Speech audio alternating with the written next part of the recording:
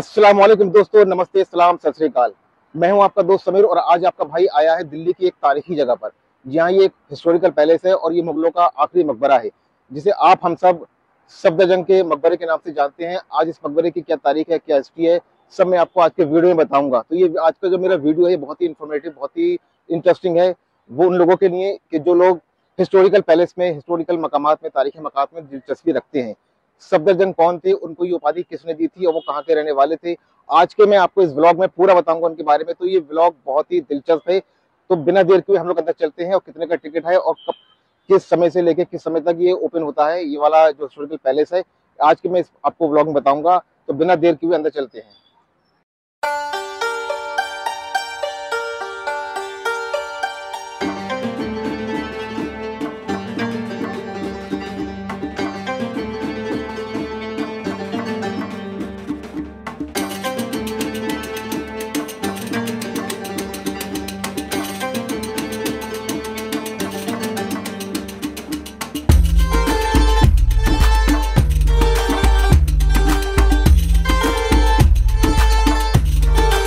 दोस्तों, entry fees के लिए आपको दो ऑप्शन है। आप ऑफलाइन भी टिकट परचेस कर सकते हैं और ऑनलाइन भी परचेस कर सकते हैं, जिसका क्यूआर कोड यहाँ पर लगा हुआ है।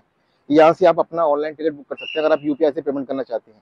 फिलहाल मैं यूपीआई से पेमेंट नहीं कर रहा हूँ, मैं ऑफलाइन यानी कि कैश टिकट ले रहा हूँ। तो चलते हैं कैश काउंटर की तरफ।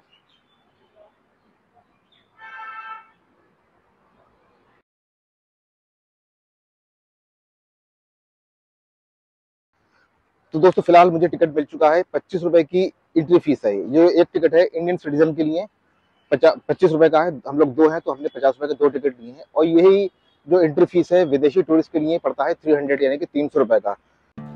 तो दोस्तों, जैसे ही आप इस मकबरे में दाखिल होंगे, दाखिल होने से पहले मेन गेट के पास में ही सीधे हाथ पे आपको एक तारीखी मस्जिद दिखेगी, जो कि मकबरे की तामीरी के वक्त ही बनाई गई थी।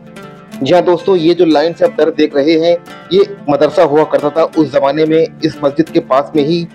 और ये जो आप लाइन से दरनुमा कमरे देख रहे हैं, इन कमरों के अंदर उस जमाने में स्टूडेंट्स रहा करते थे, जो कि तालीम लेने के लिए इस मदरसे में आया करते थे। तो दोस्तों, सबसे अच्छी बात ये लगी मुझे सुनने में आया कि इस मस्जिद के अंदर अभी भी जुमे की नमाज अदा होती है।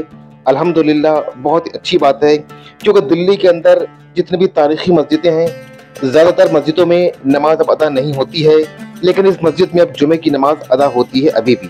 तो दोस्तों, ये देख रहे हैं जालीनुमा गेट आपको दिख रहा है, ये मस्जिद का मेन गेट है, जो कि सिर्फ जुमे के जुमे ही खुलता है नमाजियों के लिए।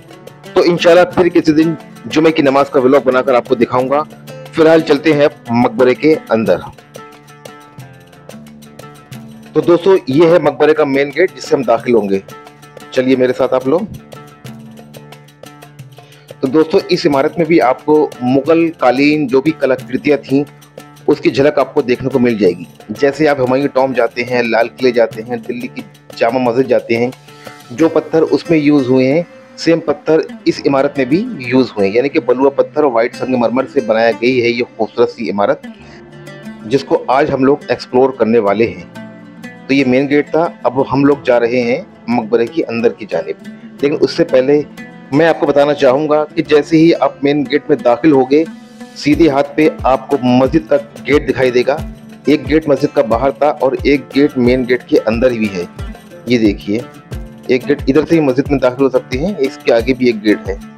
और लेफ्ट साइड पे यानी कि उल्टे हाथ पे एक लाइब्रेरी है। चलिए मैं आपको आगे चलकर अभी दिखाता हूँ। जी दोस्तों, ये देखिए, ये जो गेट दिख रहे हैं ये लाइब्रेरी है। यहाँ पर आपको मुख्तलिफ तरह की किताबें मिल जाएंगी जो कि इस्लामिक हिस्ट्री से रिलेटेड है। तो फिलहाल अब हम लोग अंदर जाते हुए, एक गेट मस्जिद का ये भी है। देखिए, ये बड़ा सा गेट दिख रहे हैं। जुमे वाले दिन ये जो मेन गेट खोल दिया जाता है, एक मेन गेट बाहर का खोल दिया जाता है नमाजियों के लिए। नमाज से फारिग होने के बाद इस गेट को बंद कर दिया जाता है, फिर किसी को भी आने जाने की इजाजत नहीं होती है। अगर आप लोग भी यहाँ पर नमाज पढ़ना चाहते हैं तो जुमे के दिन नमाज पढ़ सकते हैं। माशाल्लाह, तबारकल्लाह, क्या क्या खूबसूरती नक्काशी का काम किया हुआ इस इमारत के अंदर। तो दोस्तों, ये सामने जो खूबसूरत ताजमहल नुमा इमारत देख रहे हैं, यही है सफदरजंग का मकबरा, जो कि मेन अट्रैक्शन है, मेन मोनूमेंट्स है इस जगह का। आप देख सकते हैं, जैसे कि आपने ताजमहल देखा होगा, हुमायूं टॉम्ब देखा होगा, उसी तर्ज पे इसको भी बनाया गया है। यानी कि ऊंचा सा चबूतरा है, उस चबूतरे के ऊपर स्ट्रक्चर रखा हुआ है इसका, और चारों तरफ से मीनारें हैं। यानी कि ताजमहल और हुमायूं टॉम की ही तर्ज पर सफदरजंग के मकबरे को ही बनाया गया है। तो दोस्तों, आप लोग सोच रहे होंगे कि सफदरजंग किसी शख्स का नाम है, किसी इंसान का नाम है, किसी शख्सियत का नाम है। तो दोस्तों, आप गलत हैं। सफदरजंग किसी शख्सियत का नाम नहीं है। वो कौन थे और कहाँ से आए थे और उनको सफदरजंग की उपाधि कहाँ से मिली, ये सब मैं आपको पूरा अभी बताऊंगा आगे चलकर। दोस्तों, ये 3 गुम्बद देख रहे हैं ऊपर, ये मस्जिद का ही गुम्बद है, जिसका गेट बाहर से भी है और मेन गेट से भी दाखिल होकर आप मस्जिद में दाखिल हो सकते हैं। जुमे वाले दिन आप चाहें तो यहाँ पर नमाज अदा कर सकते हैं। और इस मकबरे से, इस इमारत से रिलेटेड सब कुछ इन तख्तियों पर लिखा हुआ है। आप चाहो तो वीडियो को पॉज करके आराम से पढ़ सकते हैं।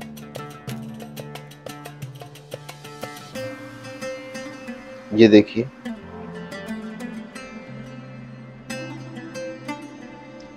और इस तख्ती पे पूरा नक्शा, यानी कि पूरा जो नक्शा है इस प्रेमिसेस का, उसको आप देख सकते हैं आराम से। वीडियो को पॉज करके भी आप नक्शे को देख सकते हैं आराम से।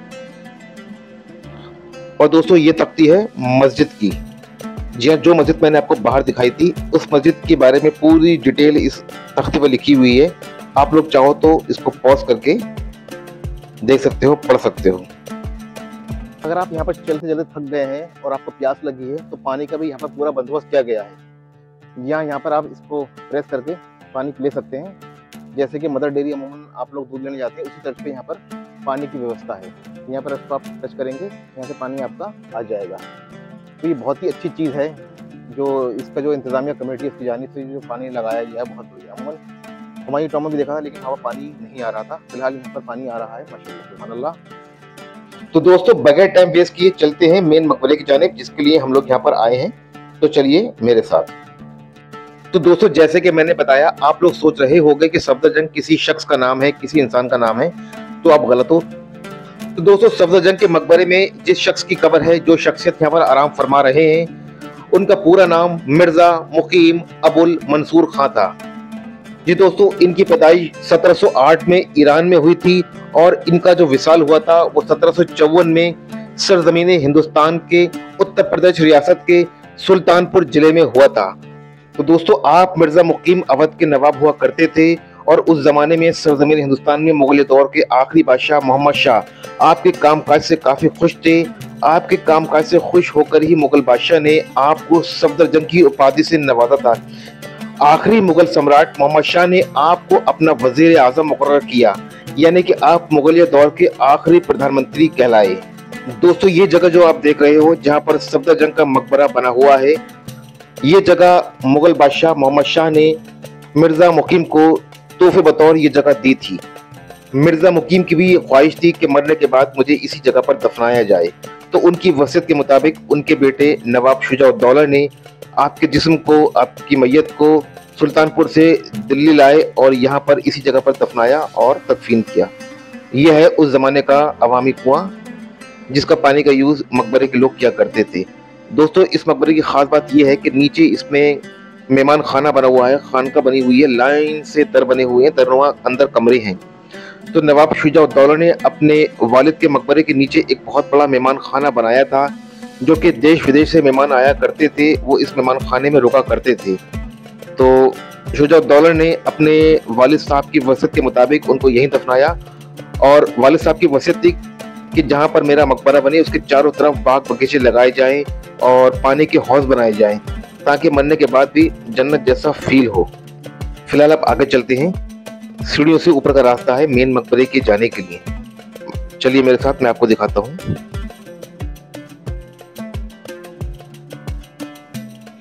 दोस्तों, ये है सीढ़ियों से रास्ता जो कि मेन मकबरे की मेन कब्र की जानिब जाता है। या दोस्तों, ये एक पहला दरवाजा है, इसके बाजू में एक और दरवाजा है, फिर और दरवाजा है, कुल इस तरह से 8 दरवाजे हैं। ये दोस्तों, आप सोच रहे होंगे कि ज्यादातर मकबरों के 8 दरवाजे क्यों बनाते थे उस जमाने के नवाब लोग, बादशाह लोग। जैसे ही कुरान करीम में आया है और हदीस मुबारक में भी आया है, बहुत सारी हदीसों में आया है कि जन्नत के 8 दरवाजे हैं।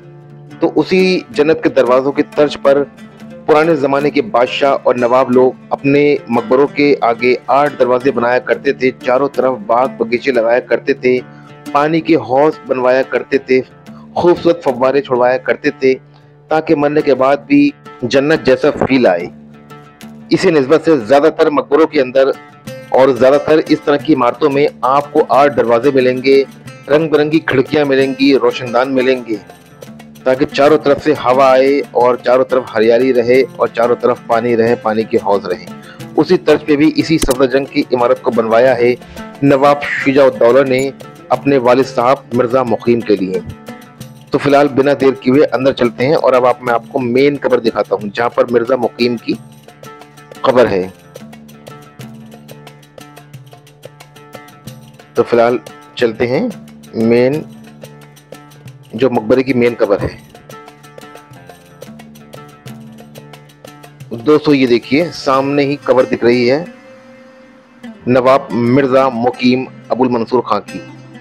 माशाल्लाह इनके मकबरे में बहुत ही खूबसूरत नक्काशी हुई हुई है और साइडों से मेहराब पर भी अरबी में कुछ आयतें लिखी हुई हैं। माशाल्लाह तबारक अल्लाह। अस्सलाम वालेकुम अहले कबूर।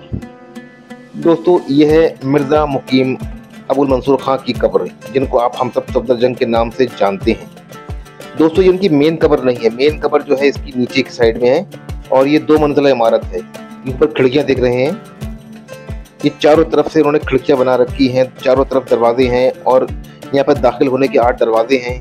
सेम जन्नत जैसा उन्होंने नक्शा बनाया है कि मरने के बाद भी ऐसा लगे कि इंसान जन्नत में आराम फरमा रहा है। माशाल्लाह बहुत खूबसूरत काम हुआ है। तो दोस्तों मैं बता रहा था इनकी एक कब्र यहाँ दिख रही है, लेकिन जो मेन कब्र है वो बेसमेंट के अंदर नीचे कब्र है। इनकी कब्र भी है और इनकी जो बेगम है उनकी भी कब्रें मौजूद है, लेकिन वहाँ पर अब किसी को जाने की इजाज़त नहीं है। माशाल्लाह तबारक अल्लाह। अल्लाह सुब्हानहू व तआला इनके दर्जात को बुलंदी अता फरमाए, इनके गुनाह कबीरा सगीर को माफ़ फरमाए और इनको जन्नतुल फिरदौस में आला साला मकाम अता फरमाए। तो दोस्तों अब मैं दूसरे गेट की जानिब जा रहा हूँ, तो जिस गेट से मैंने दाखिला लिया है अब उसके उलट दूसरी साइड में जा रहा हूँ।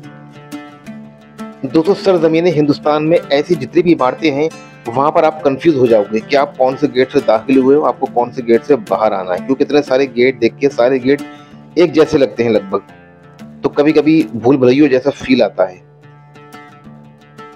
लेकिन फिलहाल मैं बाहर आ गया हूँ।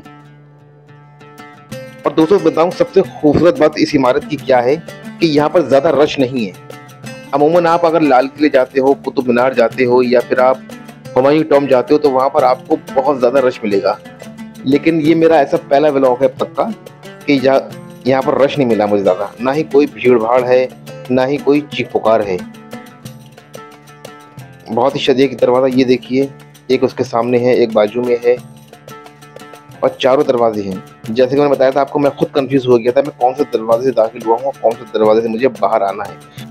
लिटरली दोस्तों अगर इस इमारत के बारे में मैं आपको बताऊं तो बहुत ही खूबसूरत इमारत है, ये विजिट करने लायक इमारत है। मैं आप लोगों को सजेस्ट करूंगा, अगर आप दिल्ली या इसके आसपास इलाके में रहते हो या हिंदुस्तान के किसी भी कोने में रहते हो, दिल्ली आ रहे हो आप किसी भी काम से, तो बराए करम इस हिस्टोरिकल पैलेस को, इस तारीखी मकामात को विजिट करना बिल्कुल भी न भूलें।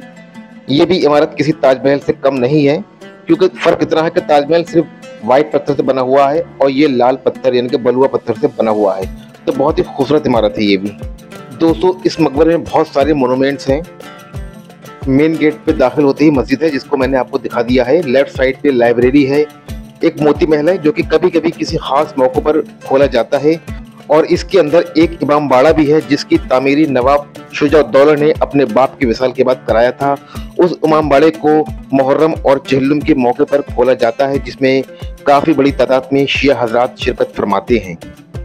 तो दोस्तों जैसे कि मैंने आपको बताया कि सफदरजंग किसी शख्स का नाम नहीं है बल्कि एक डेजिग्नेशन है।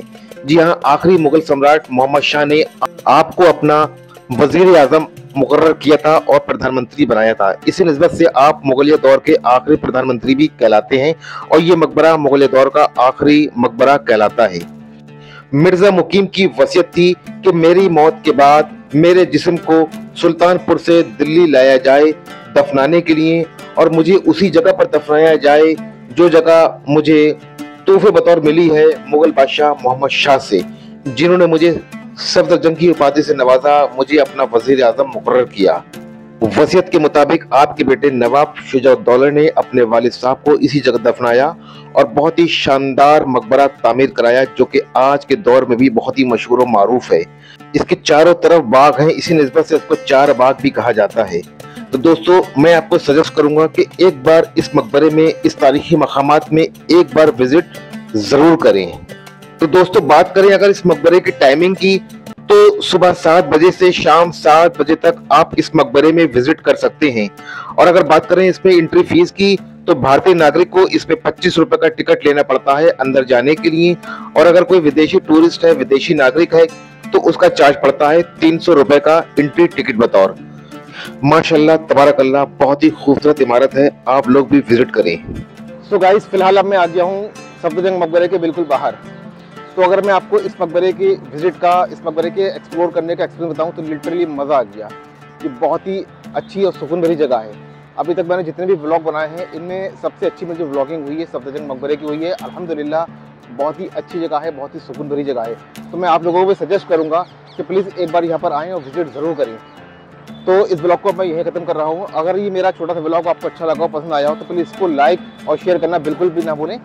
और अगर आप हमारे चैनल राइज सफ़र पे नए हैं, तो बराए करम चैनल राइज सफ़र को सब्सक्राइब करें। तो मिलते हैं अगले ब्लॉग में बहुत जल्दी। जब तक अपना और अपने घर वालों का ढेर सारा ख्याल रखें। अल्लाह हाफिज़, शब खैर।